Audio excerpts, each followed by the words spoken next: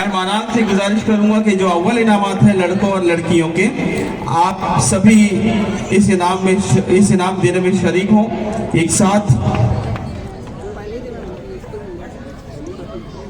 Sughra बिरईशा school की तालिबा तलोली से तशरीफ लाई थी।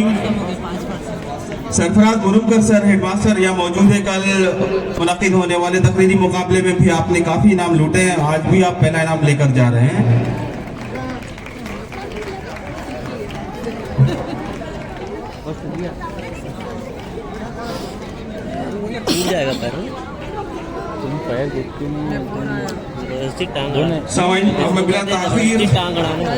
अव्वल इनाम बराए तालिब इल्म, बच्चे का नाम है मोमिन सोहेब सीमा अनवर, स्कूल का नाम केमियस English medium high school.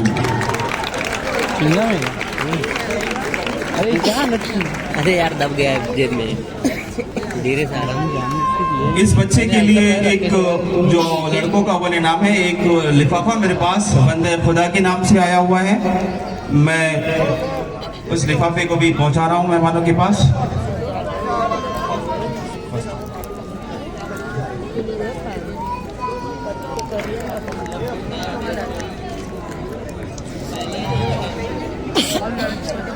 Aamir sir आप रेडी रहिए, ऊपर आकर के राष्ट्रगीत पर इख्तिताम होगा और प्लीज 2 मिनट सिर्फ 53 सेकंड आप दीजिए, इतना वक्त दिया आपने राष्ट्रगीत पढ़ने के बाद यहाँ से रुक सको प्लीज।